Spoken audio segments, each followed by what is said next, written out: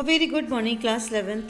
So today we will read our lesson 7, Birth, written by A.G. Cronin, जिसे A.G. Cronin ने लिखा है.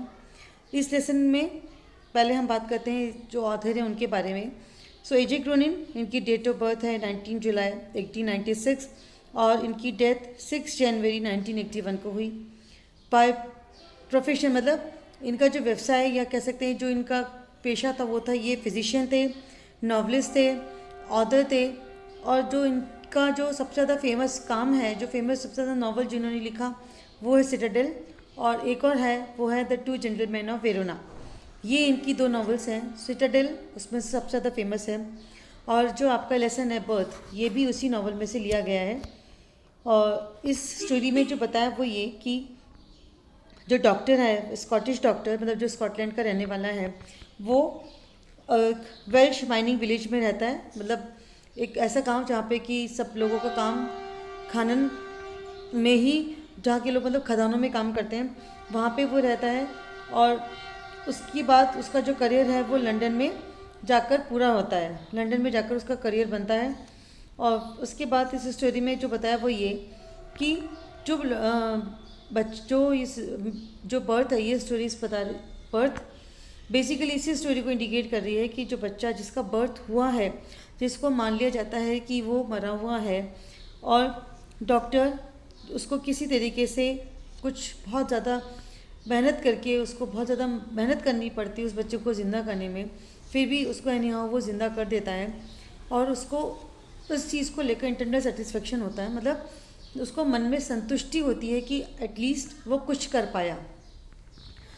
और फिर आगे इसमें यही जो कैरेक्टर्स है वो है मिस्टर मॉर्गन, मिसेस मॉर्गन की मदर, और डॉक्टर तो है ही सही. स्टोरी में ये भी बताया है कि जो बच्चा है वो बिफोर बर्थ मतलब बिफोर टाइम आ रहा है. और मिसेस मॉर्गन जो आफ्टर 20 ईयर्स ऑफ मैरिज, जो शादी के 20 साल बाद माँ बनी है, तो उनकी फैमिली में ये एक कहना चाहिए कि एक बहुत बड़ा खुशी का मौका है. लेकिन मिसेस मॉर्गन की मदर को इस बात को लेकर चिंता है कि जो बच्चा है वो बिफोर टाइम है तो वो कैसे होगा. और जो डॉक्टर है जिसका नाम एंड्रू मेसन, उसको उसके लिए बुलाया जाता है. और उसके बाद बच्चा जो है वो जन्म लेता है. फिर क्या क्या होता है कि किस तरीके से वो जो डॉक्टर है जिसको बुलाया जाता है इस काम को करने के लिए, वो किस तरीके से उस बच्चे को ज़िंदा करता है, कितनी मेहनत उसको करनी पड़ती है, ये सब हम इस स्टोरी में पढ़ेंगे. So let's start our lesson.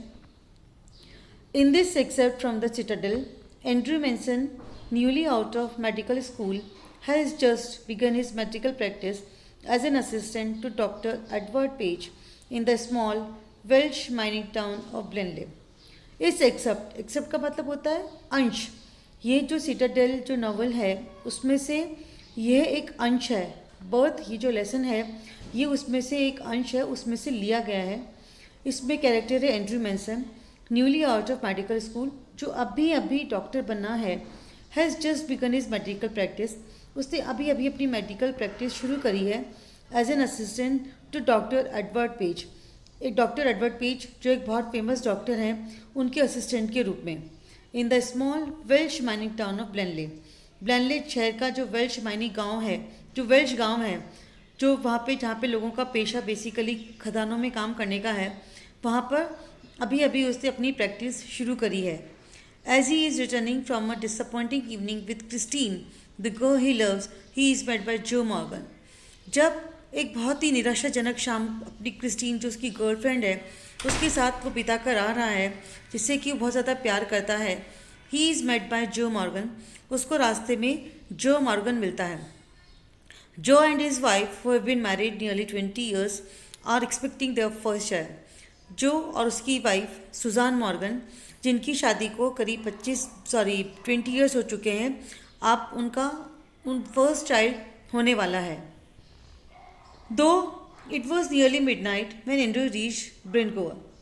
वैसे तो करीब आधी रात हो चुकी थी जब एंड्रू यानी कि जो डॉक्टर है वो ब्रिनगोवर एक जगह का नाम है, वहाँ पर पहुँचा.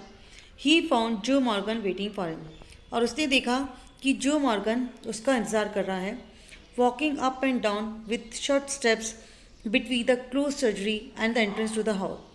और जो मॉर्गन है वो इधर से उधर छोटे छोटे कदमों से उसकी जो सर्जरी यानी कि जो उसकी क्लिनिक है वहाँ से लेकर और उस घर के दरवाजे का जो एंट्रेंस है, जो प्रवेश द्वार है, छोटे छोटे कदमों से इधर उधर घूम रहा है।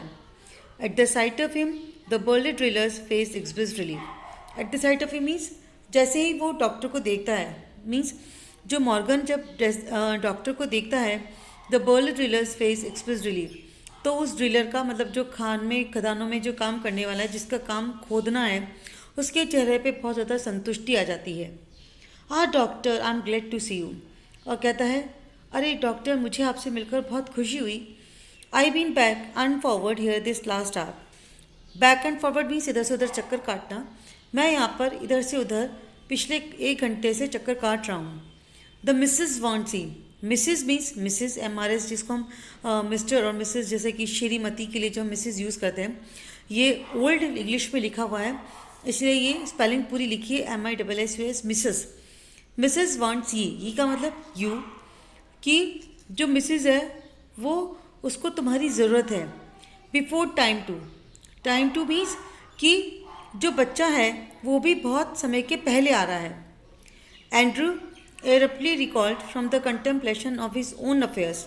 एंड्रू तुरंत ही अपने जो कंटेम्पलेशन का मतलब होता है वो जो उदासीन जो सोच रहा था, वो अपने मामलों के बारे में अभी तक जो अपनी ही सोच में खोया हुआ था। टोल्ड मॉर्गन टू वेट, मतलब जब उसको एंड्रू बोलता है तो वो जो डॉक्टर अभी तक जब मॉर्गन उसको कुछ कहता है तो जो एंड्रू अभी तक वो अपनी सोच में खोया हुआ था, अचानक से वापस आता है अपनी दुनिया, मतलब अचानक से वो उसकी बातों को ध्यान से सुनकर और उसको रिप्लाई करता है। And told Morgan to wait, और मॉर्गन से इंतज़ार करने के लिए कहता है।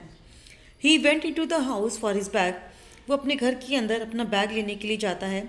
Then together they set out for number 12 Blaina terrace, और उसके बाद वो दोनों नंबर 12 ब्लेना टेरेस के लिए निकल जाते हैं। The night air was cool and deep with quite mystery, जो रात की हवा थी बिल्कुल साफ थी और बहुत ठंडी थी, गहरी थी, बहुत ज़्यादा रहस्यमयी थी। यूजुअली सो परसेप्टिव, अक्सर जो बहुत जल्दी समझ जाता था। Andrew now felt dull and listless, अभी मतलब किसके लिए आ रहा है यहाँ पर, ये एंड्रू के लिए आ रहा है जो अक्सर करके चीज़ों को जल्दी समझ जाता था। परसेप्टिव का मतलब होता है तुरंत समझने वाला। Andrew now felt dull and listless, अभी इस समय वो बहुत ज़्यादा उदासीन है और बहुत ज़्यादा बेजान सा है। डल मीन्स उदासीन और लिस्टलेस मीन्स बेजान।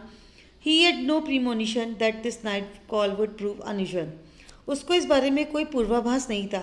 प्रीनोमिनेशन मीन्स आइडिया होना, आभास होना, मतलब उसको कोई अंदाज़ा नहीं था that this night call would prove unusual, कि ये जो रात जिसका उसका बुलावा आया है ये उसके लिए असाधारण रात साबित होगी। Still less that it would influence his whole future in Blaenelly, और ना ही उसको इस बात का कुछ भी अंदाज़ा था कि जो इसका फ्यूचर, जो ब्लेनले में जो उसने अभी तक उसका जो फ्यूचर अभी तक चल रहा है, उसको पूरी तरीके से ये रात बदल के रख देगी, या उस चीज़ का उसकी रात उस रात का उसके करियर पर बहुत ज़्यादा प्रभाव पड़ेगा।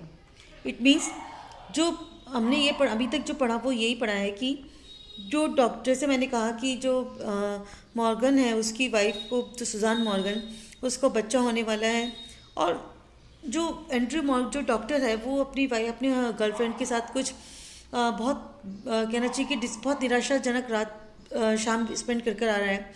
And it doesn't know anything, उसको कुछ भी समझ में नहीं आ रहा है, बहुत उदास है। और लेकिन जब मॉर्गन उसको कहता है कि मतलब उसको उसकी मिसेस को उसकी ज़रूरत है, तो एकदम से वो अपनी दुनिया में वापस आता है, मीन्स अपनी सोच से बाहर निकलता है और उसके साथ जाने के लिए तैयार हो जाता है, बिना ये सोचे समझे कि उस रात का उसके करियर पर क्या प्रभाव पड़ेगा। The two men walked in silence until they reached the door of number 12. Then George drew up short. दोनों व्यक्ति यानी कि डॉक्टर और एंड्रू मेंसन और जो मॉर्गन है वो दोनों चुपचाप चलते रहे until they reached the number of 12. Until they reached the door of number 12. Then George drew up short. जब तक कि वो नंबर 12 दरवाजे पर नहीं पहुंच गए। Then drew up short. तभी अचानक से जो डॉ मॉर्गन जिसकी वाइफ को बेबी होने वाला है, वो अचानक से रुक जाता है। Short means he stops.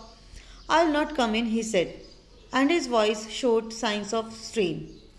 वो कहता है मैं अंदर नहीं आऊँगा, and his voice showed science of strain, और उसकी आवाज़ में दर्द है, पीड़ा है, तनाव है। स्ट्रेन का मतलब होता है तनाव।